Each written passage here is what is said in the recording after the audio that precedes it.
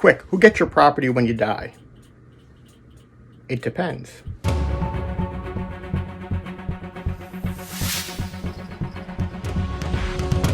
Hi everyone, I'm attorney Karl Shehu, the founder and managing member of Shehu Legal here in Connecticut. So, who gets your property when you die? Well, it depends.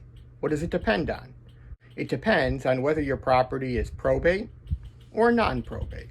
All right, so everybody talks about how they don't want to have their property be probated. Okay, so the first question is, well, what is probate?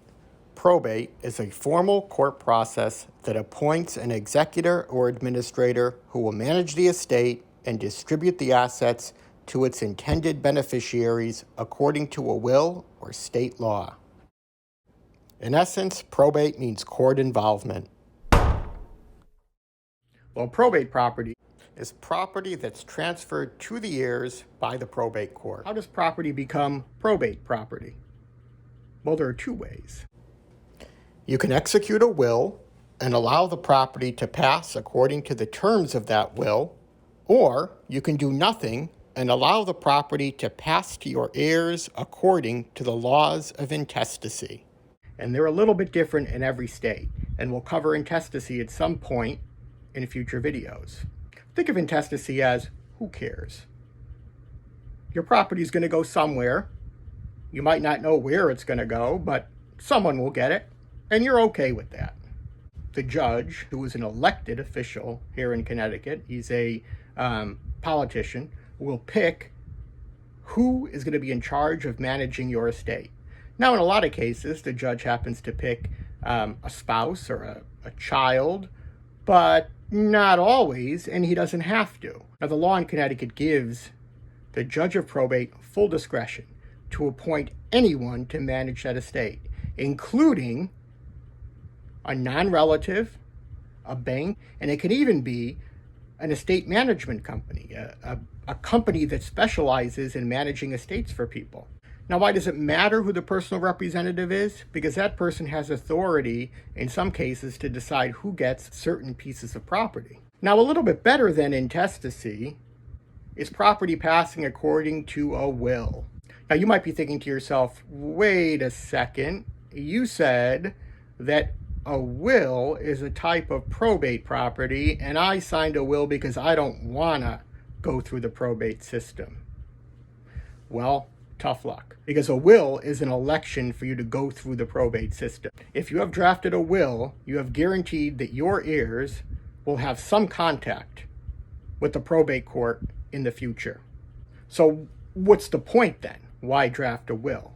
Well, I said it's a little bit better than letting property pass according to intestacy, because in a will, you're at least selecting the persons or entities you want to have specific types of property that you name.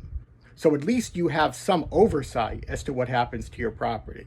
So it's a little bit better than intestacy, but your heirs are still going to have to come before a probate judge to decide on where that property eventually goes. Now, on the other side of things, aside from probate property, we have non-probate property. Well, what's non-probate property? Because that sounds like a good idea.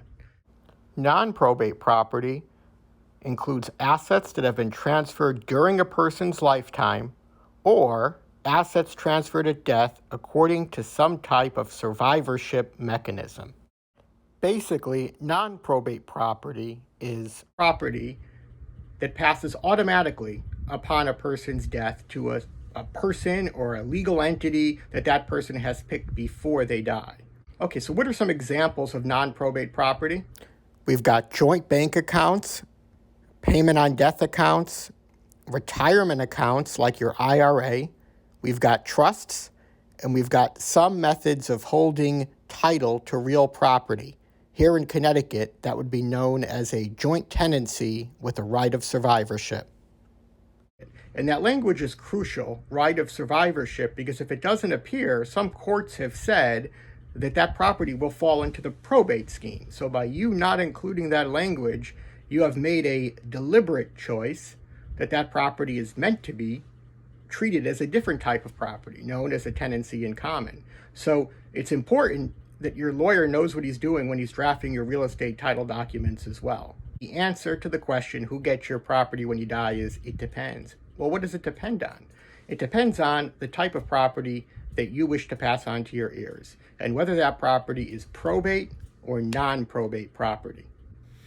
I hope that clears up some confusion. I'm Karl D. Shehu. Memento Mori. God bless.